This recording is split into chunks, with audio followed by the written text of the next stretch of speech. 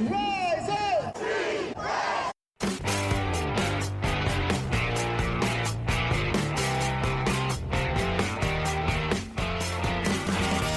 This is the Rise Up See Red podcast, all about the Arizona Cardinals and the NFL, featuring insider and outsider perspectives. Enjoy the best hour of Cardinals talk on the web.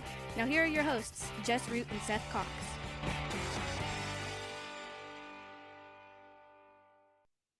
Hello, Arizona Cardinals fans, and welcome to the latest edition of the Rise Up See Red podcast, the best of Cardinals talk on the web. I'm your host, Jess Root, from CardsWire.com, the USA Today NFL Wire site that covers Arizona Cardinals, and recording on a Tuesday afternoon with co-host Seth Cox from RevengeOfTheBirds.com, the SB Nation Arizona Cardinals site. This episode 642, and it's one of our final pre-free agency shows because the Combine, it has begun. We'll probably break that down next week. Seth, it's getting down to the nitty gritty, isn't it? Yeah, we're almost through the season, man, and it's fun. It's been a lot, and so getting through this part to the more exciting part is really where you want to be at, right? Yeah, and then once the Combine, you've got a solid 6 weeks of nonsense and rumors, which will be a blast. But we'll have free agency, and we'll talk about. I think we'll talk about what Monty Ford and Jonathan Gannon said at the Combine later in the week, as well as what Austin Ford and owner Michael Bidwell had to say over the weekend, last Friday, on Arizona Sports 98.7. We can break that down. But in this show, we want to focus on the roster. We're going to talk about the franchise tag and why we don't think the Cardinals are going to use it. And then kind of go over by position. We're going to go position by position, looking at the offseason needs. So we're not going to give players quite yet, but say, hey, this position, what do they need to add this offseason? What's the priority? So, Seth, let's go ahead and get started with the franchise tag. And the franchise window opened up last week at the beginning of the week, and it is open until basically the end of next week. So teams who have players who are about to hit free agency can extend that negotiating window, and it pays those players a whole lot. Do you think that there's still a place for the franchise tag or the transition tag, for that matter? I don't really think so, but I mean, I get why it happens. Unfortunately, it's one of those situations where it just doesn't feel like a necessity at this point any longer, right? And there should be more ability to like move if that's what they want to do. I'm not saying it needs to be like baseball, like that's the bad one, right? Like where all the stars go to one team because there's no salary cap and things of that nature. And the franchise tag, even though it's not used by the Cardinals very often, it is something that is a positive for the Cardinals when you look at it in the sense of that they're able to get teams, or they're able to retain players they probably wouldn't be able to otherwise. All that being said, it's one of those, I think it was a good intention, and now, that we're so far along, it's not really needed anymore. It's interesting because it gives, and I get why the teams want it, because it gives them another tool to limit the movement of a singular player. And it pays that player an awful lot of money. It's a lot of money, depending on which way you go. If we look at what the franchise tag is projected to be, and as you guys might already know, the franchise tag is basically, it can add exclusivity, but it allows a team to continue to have priority negotiating with a player who's going to be a free agent, allowing them to, well, if they use a non-exclusive, then the player can't even talk to other teams, and they'll pay them like the average of the top 5 salaries like this year at that position. Some of these salaries are crazy. You could do non-exclusive where it allows a player to negotiate, and then if another team assigns them to an offer sheet, the original team has a chance to match that or opt out, in which case the signing team would give up 2 first-round picks. I can't remember the last time a team actually signed a franchise player to an offer sheet. It's been too long. And then there's teams who use it, and it would be interesting if we saw Minnesota use it with Sam Darnold, just as a way to then trade, with no intention of re-signing him, but intending to trade to get something for that player. But interestingly enough, while players used to really dislike it, the one thing that happens with this, and transition tags work the same way, only there's no compensation if a team, but the original team has a right to match that deal and lock up that player.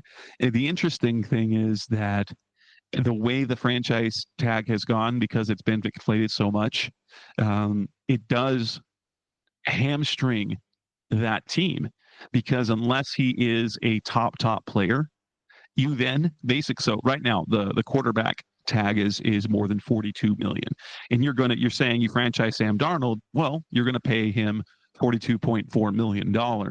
And while maybe on a long-term deal on the open market, he might not get $42 million a year, you can guarantee where the negotiating automatically begins. It is automatically, if you're willing to pay me 1 year at 42 million, that is now where the contract average begins.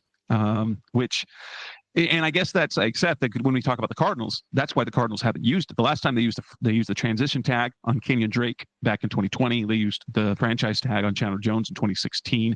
They used, I believe, Calais Campbell, the franchise tag before logging, then Carlos Dansby. And so it's been very, very, very few times. It's been rare that the Cardinals have used those tags. And it's probably because they haven't had those top free agents. No, they haven't. And I mean, you look at it, they haven't had the players or the need to retain those guys. And so it makes it difficult. With this group and how it's coming together, we'll see where it ends up or how it ends up. But overall, this is a year where obviously the Cardinals didn't need it. Didn't use it, and so now you have just getting to this group getting ready to get into the offseason and make plays with guys and things of that nature. And the franchise tag, I mean, kind of the bow on this is the franchise tag has basically become when you're not able to actually sign or retain your best players, and so you just keep them around for one more. And they say you've got a small window, you've got another championship window, you're going to pay them a crap load of money. Like if we look at the roster, like there's some players, there's some free agents you're like, the Cardinals should, we'd like them to bring him back. Kaiser White, wouldn't he be a nice addition to come back? Like it would make sense why they would want him. But do you want him at 27.8 million? Right, exactly. That's what you have to pay him on the franchise tag, and there is no way in the world I think anyone believes that Kaiser White should be getting $27 million a year. Or the same for Will Hernandez. Will Hernandez, yeah, re-sign him. If you franchise him, it's $25.8 million, because with offensive linemen, it's all offensive linemen. And so you're getting basically a big tackle contract. LJ Collier, sure, you could add the $24 million is what it would cost to franchise him. So the Cardinals simply don't have, and here's the one that makes perhaps the most sense if you really, really believe in him. Matt Prater, it would be $6.6 million. But again, who's paying Matt Prater $6.6 million this year? Right. And yeah, where is that going to come from? Yep. And so that is why, once again, the Cardinals will not use the franchise tag on anybody. They don't have anybody set to be a free agent who's considered a top free agent. They don't have any players where you're like, we have to keep him. Kaiser White, 100% could be replaced. 100%. Will Hernandez, good player. Replaceable? 100%. Matt Prater, they technically already have his replacement under contract for 2025. Coming up next on the Rise of Sierra podcast, the best of Cardinals talk on the web. Let's move on and talk about the offensive side of the ball. Let's look at each position group and what need does each group have. That's coming up next on Rise of Sierra. We're back on the Rise of Sierra podcast, the best of Cardinals talk on the web. We have free agents. We're not talking set players. We're not talking players, Seth. But if we're looking at each group, that we definitely know that there is some need at multiple positions, and that need varies from group to group, what they would be. Let's start with the quarterback position. I mean, isn't it right that there's a lot of people who say they need the Cardinals this offseason need to get a new starting quarterback? Isn't that what you're hearing on your site, even with some of your writers? Yeah, I mean it's a thing, and you and I have talked about it.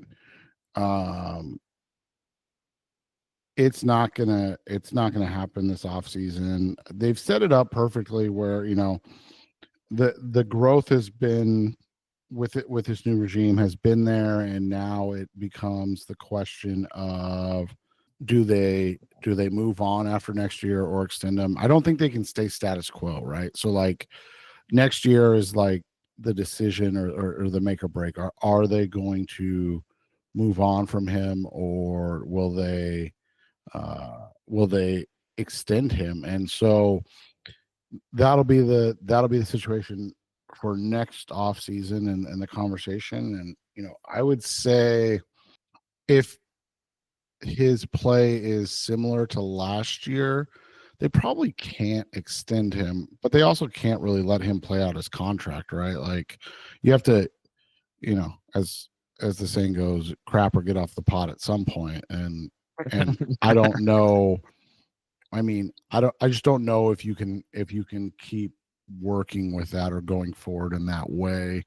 They had this slight progress this year that we were hoping to see. So it'll be, again, if they make the playoffs next year, it's going to be hard to move on from him.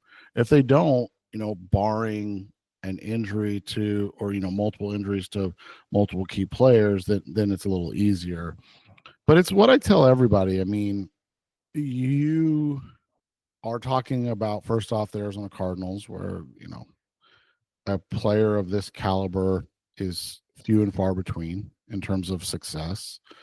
And then from there, you're talking about a franchise that, hasn't exactly done a great job of deciding when the right time to let go of players is. We can look back as recently as this regime and their decisions on Zach Allen and Byron Murphy, right? Like, and you and I were not opposed to those. I think we both wanted to see them bring Zach Allen back, but we weren't going to be epileptic about not bringing him back. But at the same time, you look at it and you go, okay, well, if they end up moving on from Kyler, what do they have in-house? And I think that's where the question becomes.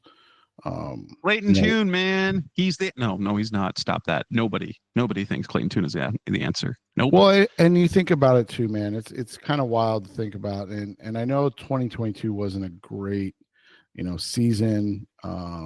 Obviously, the Cardinals finished up with a high draft pick and things of that nature. Murray goes 3-8 that year. McCoy went 1-2, and then does the McCoy thing and gets hurt again, and then obviously Trace McSorley, and then you had David Blau. So it was a amalgamation of garbage that year. But you look at it, the year after that, Dobbs and Tune combined for a 1-8 record.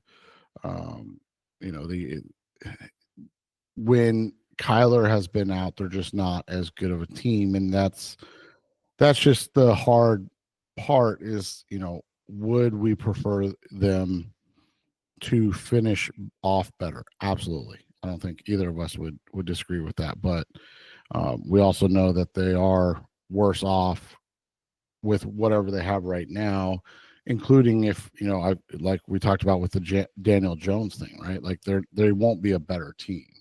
And then the other thing we can discuss. I don't know how to go about it particularly, but there's the reality that they're still not exactly very highly thought of.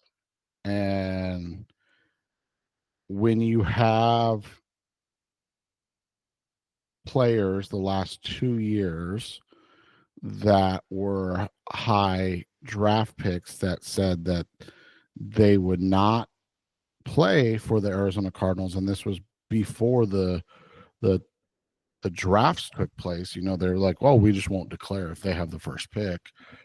The idea of like, oh, well, if you suck, if you move on from Kyler and you go to Arch Manning, or you suck and you end up having a shot at Arch Manning, do we really think that's what we 100% know that a Manning will play his cards right? Right. And that's the thing. It's like they've already done it before with the Chargers. Do we really think that the Cardinals are going to be able to go in and be like, hey, guys, we got this now? Like, another new quarterback, probably new coaches if you end up with the first pick, right? but this time it's going to work out, right? So, yeah. I mean, unless you're going to hire Eli or Peyton to be your head coach, right? That would be funny. So my question is this. Now, I'm sure people would love to say that the Cardinals need upgraded at backup. I'm not sure that's going to happen. I just don't know how, like you're going to go pay a guy. Are you going to pay like some of the Justin Fields? Justin Fields not going to go for backup money. Daniel Jones, great idea. He's not going to be a backup anywhere. Are you going to go get an established backup, or are you going to bring someone like Desmond Ridder last year to compete with Tune? I think that's the route they're going to go. That is going to be someone that but even seems like he'd be the backup, but it'll be someone to compete with Tune. Because I will tell you this, they do like Clayton Tune in that building. That doesn't mean anything for us. Right. And but that's the thing too, is like they might say like, hey, he's perfect. He's the perfect guy to play half a game or to play a 1 to 2 game stretch. Right. And we've seen that that's the idea for a lot of backups. Like people get obsessed with this idea of like, hey, you need Nick Folk in Philly. It's like, no, that was a fluke. By the way, the Jaguars then paid Nick Folk $80 million and he flamed out. Nick Foles. Foles, sorry, yeah. Yes, Nick Folk, different kicker. He wasn't playing quarterback. Probably would have played it just as well as Nick Foles did in Jacksonville. But and that's the thing is, so it's hard to have a guy like you said, like a Justin Fields, like he wants an opportunity to start. He's not going to get that here. Obviously, and getting a guy who, getting a guy would, like Justin Fields, would send a message, maybe not intended by the front office, but it would make it look to the fans that Kyler's on thin ice and that this guy could push him. Now, Daniel Jones, like we heard the report that they're going to be interested. Sure, they might be interested in Daniel Jones. That doesn't mean that Daniel Jones is going to be interested in the least as being 100% the backup. You're going to have to get a guy that, so Zach Wilson comes to mind. He's harmless. Trey Lance, Taylor Heineke, the guys like Marcus Mariota, but those guys are going to cost a little bit more as well. Jameis Winston, he's not anybody's starter. He's fun for a couple of games, but yeah, that's the best that we're going to see. Maybe they go get someone who is clearly better than Tune, who's going to be the backup, and then Tune has to compete, and then ultimately is a practice squatter, or it's going to be a scenario like Desmond Ridder where we think that he should be better than Tune, but he's not, and Tune wins the job again, which would be fine. Except we still don't want to see Clayton Tune starting the football games, do we? Right, and that's the thing is, eventually these guys have to be able to perform when they're given the opportunity. And again, to Tune's credit, he had one game where he was put in pretty much impossible situation against a very good defense, and did terribly. But they also and didn't look like he had nothing redeeming as a player at all. Right, and but to be fair too, as you said, like they like him in the building, but they also didn't like him enough at the time to let him start win over bringing in Josh Dobbs on a week's notice, right? Correct. And what's interesting is like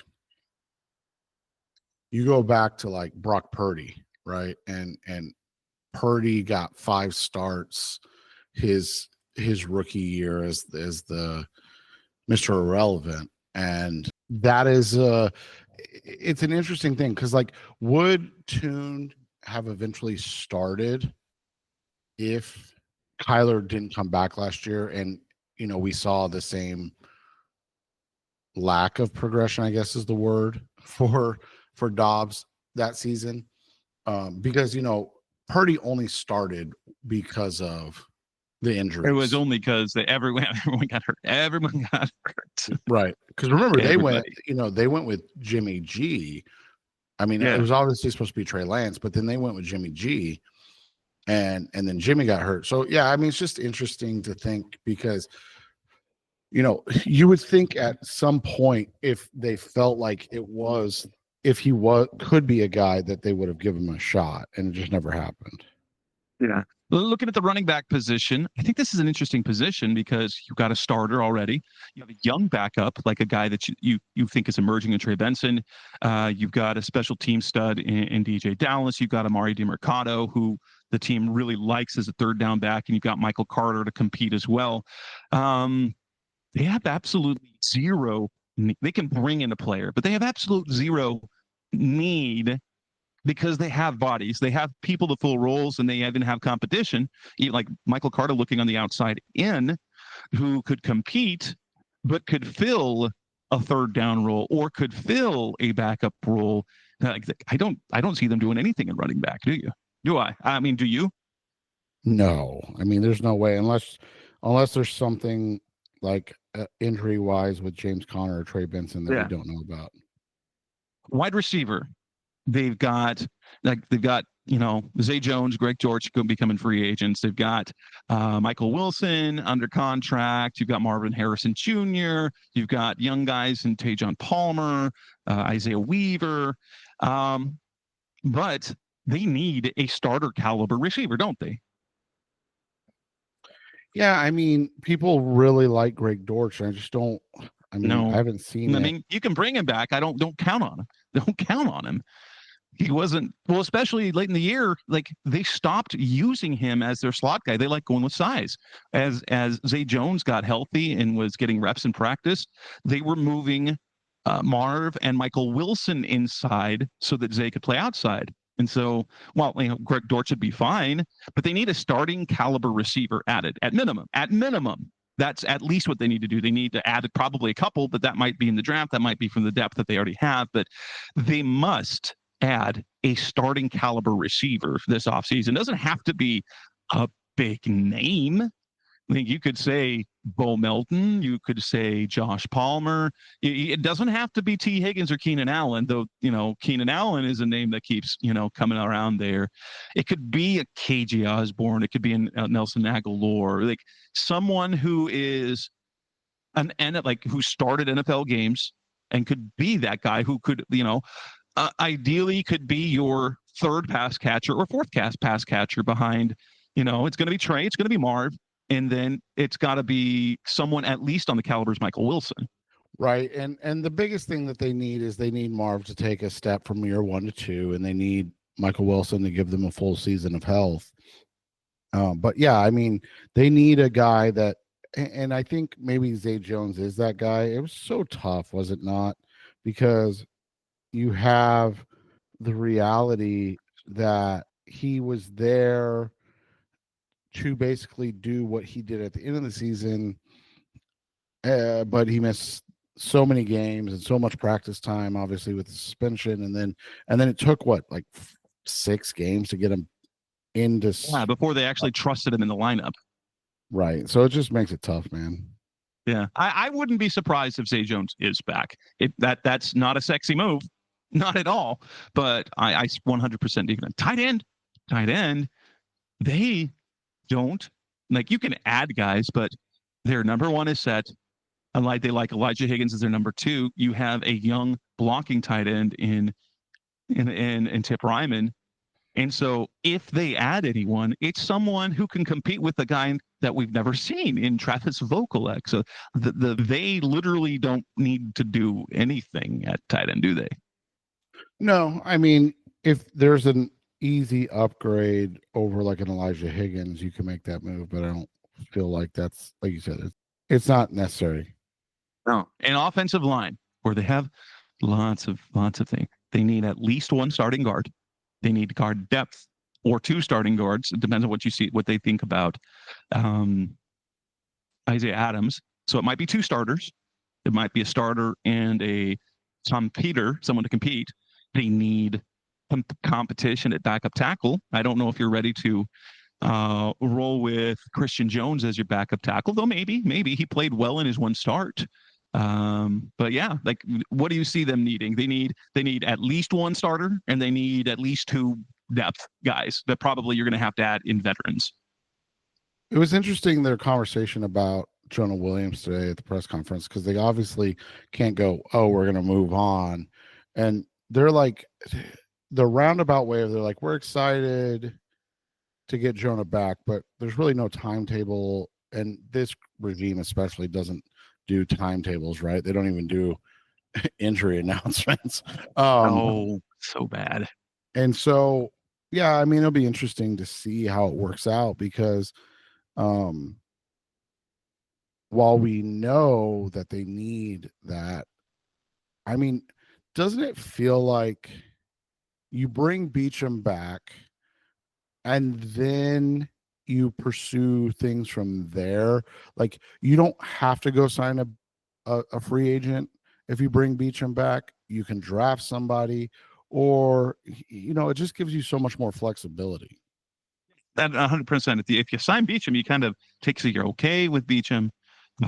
Maybe Jonah Williams rather. Now, here's the thing about Jonah's contract. If he's currently not healthy, he has $2.5 million or $3.5 million, don't remember, in injury guarantees. But if he's injured, he's guaranteed that money.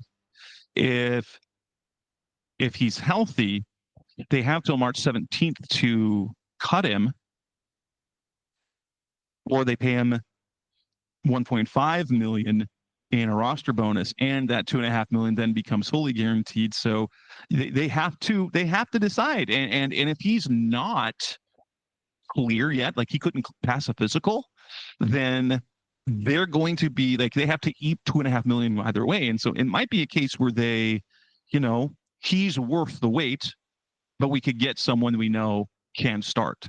And so if he doesn't work out, all right, no big deal. And, as we get close to the draft, I could see them 100%. I could see them like if Jonah's healthy, say they draft Josh Simmons, or even like a Kelvin Banks, I would 100% be on board and would see them maybe using one of those guys at guard as a rookie just to get the best vibe out there. And if I recall, Simmons has played a little guard. He's played both sides, I think. So it'd be like the idea of Paris Johnson last year, or his rookie year, only they're like, no, you're going to play right tackle. And so, but yeah. Coming next on the Rise of Receiver podcast, Mr. Cardinals talk on the web. Let's move on to the defensive side of the ball and talk about that. What are the positions that are we going through that? That's coming next on Rise of Red. We're back on the Rise of Red podcast, Mr. Cardinals talk on the web on the defensive side of the ball. Defensive line. What do you say? What do you believe is the bare minimum that the Cardinals must do in free agency with the defensive line? I mean, that's the hard thing is because they need to add something, but you don't want to force it. Now, obviously, if you can get a guy that is a game, I don't want to say wrecker, but if you can get a guy that is a very, upgrade to everything that you've got, I think you do it. Yeah. But from there, we kind of have to hope that Bilal and Justin Jones do anything, right? Like at this point, like you can't. Well, then, like we talked about, their front four, their top four. If they're healthy, you feel okay because you've got Justin Jones, you've got Bilal Nichols, you've got Darius Robinson in year two, and you've got Dante Stills as a four to stop the defensive line room. That's not terrible. It's not.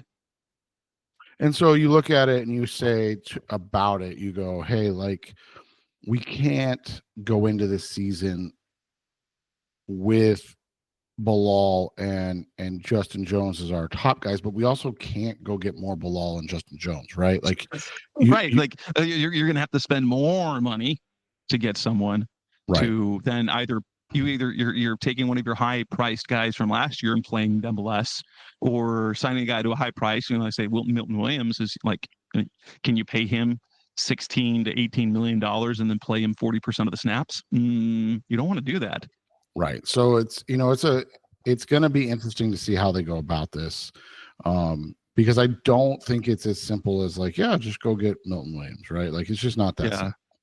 I think they will add, like for me, I think they should add two, high-end depth guys, like guys who probably have some starts in their career, but aren't like clear starters. They could start like kind of like what Roy Lopez had been. Bringing back Roy Lopez would bring up, but I think in free agency they need to add or retain two veterans and then kind of go from there. Yeah, I would agree.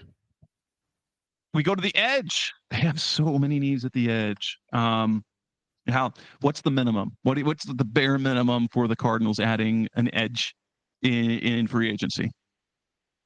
Yeah, it's tough, man. I mean, because they have to upgrade the position. They have to add somebody that gives some type of juice, right? But at the same time, we've talked about Josh Sweat's probably the ideal guy. Like if you can get Josh Sweat at that 16 to 20 million range, that's ideal. But like you don't want to go higher and break the bank, because there's a reason those guys reach free agency, right? Or for the Khalil Mack signing, like, are you that close to where you can sign a Khalil Mack, right? And I know we're not talking about specific players, but just in that type of way, like, Mack is probably the top guy at off the edge, but he's also 34. And are you going to pay a guy, $23 million a year at that age? The one name that's interesting to me, I think they need to re-sign Baron Browning. I think that's the first thing. Yes. But the other name that's semi-interesting to me is the Vegas kid, Malcolm Kuntz. Malcolm Kuntz. Yeah. I was thinking that too, because like he's coming off an injury. He had the 10 sacks before, so he's not the flashy name, but he's got production. He could be a starter, or it could be a rotation. And, having him rotate with Zaven and ideally BJ Ojulari and Baron Browning would be kind of ideal. Yeah, and then the other thing with that is, obviously different position groups, but Christian Garcia, knows a little bit about him too, right? So yes. So that's where I would be at. I if they sign Sweat, to a 3-year contract in the 50 million range, or 50 to 60 million range, I'm not going to be upset. I think that'll be a great signing. I think it's a veteran presence and all of that. But at the same time, like they've got to either get an obvious upgrade, or they got to take a more cautious approach. Like we said, like with the Kuntz, or there's a couple other guys that we'll talk about when we get there. Yeah. Inside linebacker, unless Owen Papo, they view him as he's ready to take a starting job, then you've got to get a starter, right? Whether it's bringing back Kaiser, whether it's signing a guy, it's got to be a starter. Dre Greenlaw would be a dream. Zach Bond would be a dream, but they've got to add a starter level inside backer, or someone of like at least Chris Barnes or better, so that if Papo isn't all that, he could play that position. There's a name that I want to throw at you, and I just don't know why this guy can't stay on a team. Ernest Jones. Like, isn't he kind of the ideal guy? Because, like, oh my goodness, yes, he's so good, but there's something about him that teams don't like for some reason. Right. And did you see his post on X the other day? I didn't. He had it. I mean, it's just kind of out of the blue, like where he said, I don't know. He's like, I don't normally address this, but like, I've never had an issue with a teammate before. So, like, is that why? Like, is he considered which would be immediate turnoff for this regime immediately. If you're not a good teammate, 100% you're not being part of this organization. Right. And so here's the exact thing. So I don't want to misspeak it, and it said, I've never been one to voice my frustrations publicly, but there's something that's been weighing on me for far too long. I've always prided myself on being a good teammate, and not a single person who's ever shared a locker room with me can say I've disrespected them. So, like, that's the question I've got, because he just seems, it just is odd that a guy that is that talented continues to. Right. The Rams basically gave him traded him for nothing, gave him away to the Titans. The Titans were like, I don't. And then he flourished in Seattle, but he played well when he played. So yeah, he would be a great addition. But the backup stuff. Let's look at the cornerback position. And honestly, that's a position people might say they need. I don't know how badly they need. They've got Sean Murphy-Bunting, like him or not. They got him. They got him under contract for 2 more years, and that's why they signed him. You've got Garrett Williams, so you feel great about your slot. They drafted Elijah Jones and Max Melton. You feel good about them. You got Star Thomas still, a guy that they kind of like. So at best, you're kind of looking for someone who could be at that Star Thomas level because you want Max to start, right?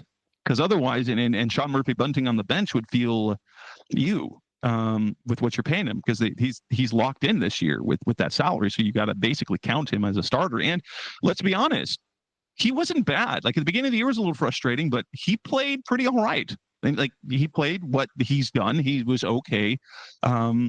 He wasn't too much of a liability. They didn't have terrible issues at cornerback last year. No, the only one I'm kind of interested in, because I think you can get him at a slight discount, would be like a Charvarius Ward, a guy that's had success in the NFC West. He struggled last year, so I don't want people to think I'm like, but I think coming off that, like, you could get him at a potential discount, and he is he's a long rangy, kind of fits the bill of what Gannon loves in his corners, and just would potentially give you an upgrade. But like, again, not anything that I would overdo, right? Like, definitely not.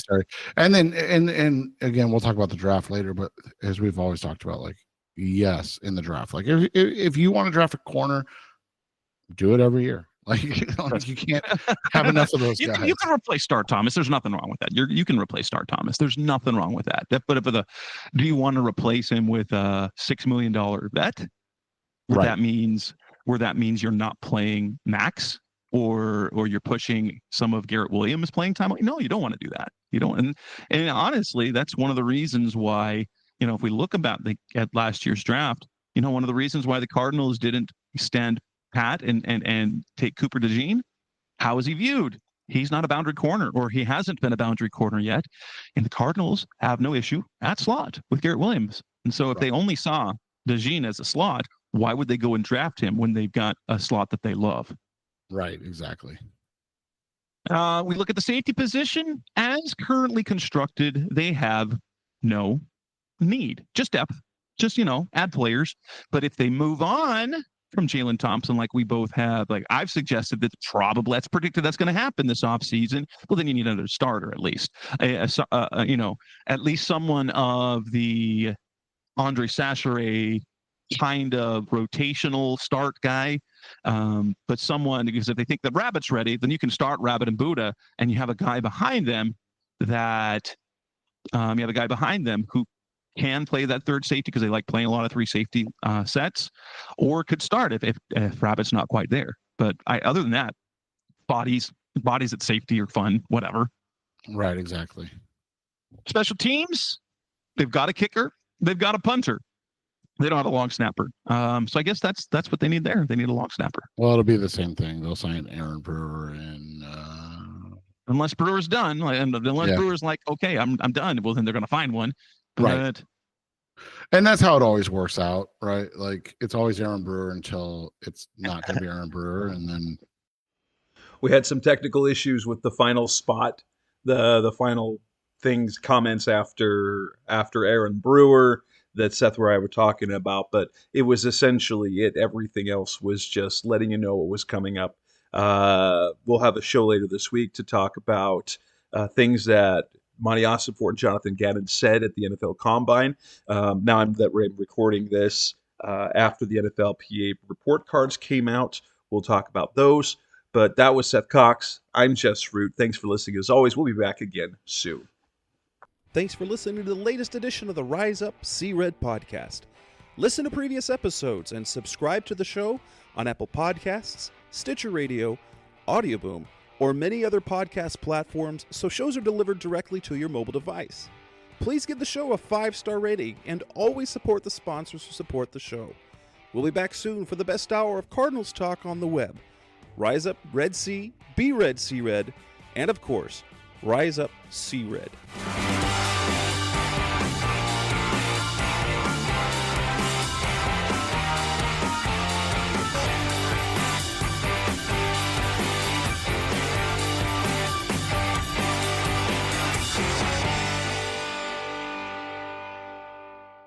Rise up! Rise